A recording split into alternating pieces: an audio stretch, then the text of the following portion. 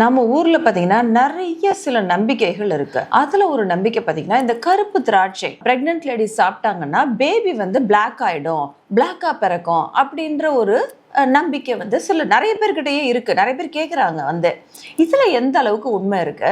So நம்ம common சென்ஸ்ல நம்ம யோசிச்சு பார்த்தாலே நமக்கே தெரியும்.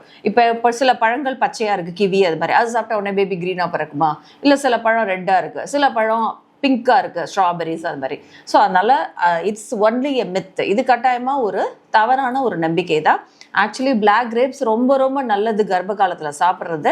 அதுவும் சீட்ஸ் உள்ளது அந்த மாதிரி இருக்கிற கிரேப்ஸ், பன்னீர் திராட்சை இதெல்லாம் கட்டாயமாக சாப்பிடுங்க, உங்களுக்கு நிறைய நீர்ச்சத்து கிடைக்கும். ஸோ அந்த பிளாக் கிரேப்ஸ் சாப்பிட்றதுனால கட்டாயமாக பேபி பிளாக்காக பிறக்கிறதுக்கான வாய்ப்பு இல்லை.